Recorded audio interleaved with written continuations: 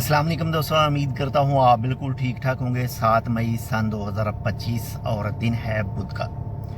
India और पाकिस्तान के मबैन जो कशीदगी चल रही थी और रात को जो है वो इंडिया की तरफ से पाकिस्तान के इंडिया के मुताबिक जो है वो 9 मुख्तलिफ मकामात पर जो है वो हमला किया गया है और पाकिस्तान ने भी उसकी जो जवाबी कार्रवाई की है। और पाकिस्तानी न्यूज़ के मुताबिक जो है वो 3 राफेल तैयारे जो हैं वो गिराए गए हैं और उनके जो पायलट हैं उनको भी हिरासत में लिया गया है।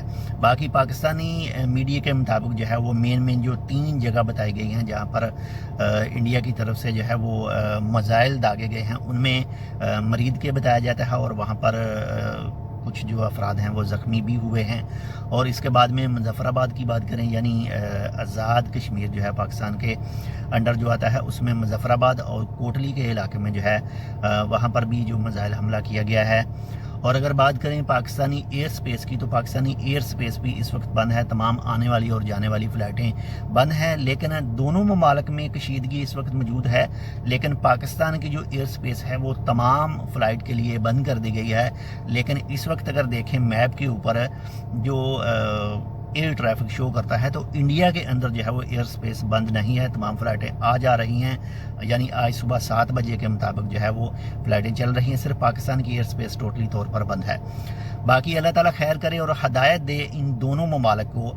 यानी ये पता नहीं क्यों आपस में लड़ रहे हैं, किस वजह से आपस में लड़ रहे हैं। इंडिया के मुताबिक जो बताया जाता है, जो न्यूज़ है उनके मुताबिक कहा गया है जी कि हमने पाकिस्तान के अंदर उन मकामात पर हमले किए हैं जहाँ पर जो अभी हाल ही में जम्मू कश्मीर में एक हमला हुआ था, तो उनके मुताबिक कहा गया है कि जिन जगह पर हमला किया है इंडिया ने रात को, तो वहाँ पर उसके रिलेटेड यानी अफराद मौजूद थे जिन लोगों ने प्लानिंग की थी जम्मू कश्मीर में हमला करने की।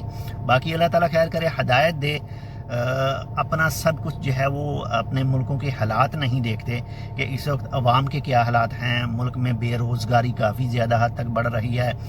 इसके अलावा अगर बात करें खाने के, पीने के, इसके अलावा कपड़ों के, रहाइश के, इतने हालात ख़राब हैं इन दोनों ममालिक के।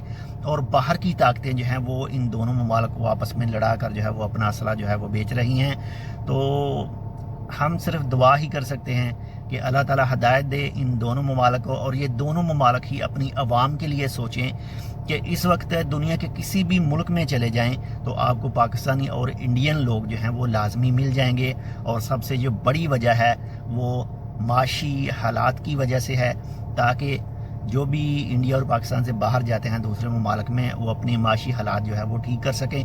अगर ये दोनों ममालिक अपने आप को बेहतरी की तरफ लाना चाहते हैं तो बिल्कुल सुलह सफाई के साथ अपनी आवाम के लिए कुछ सोचें, अपने लोगों के लिए कुछ सोचें, महंगाई कम करें, रोज़गार के मौके फराहम करें।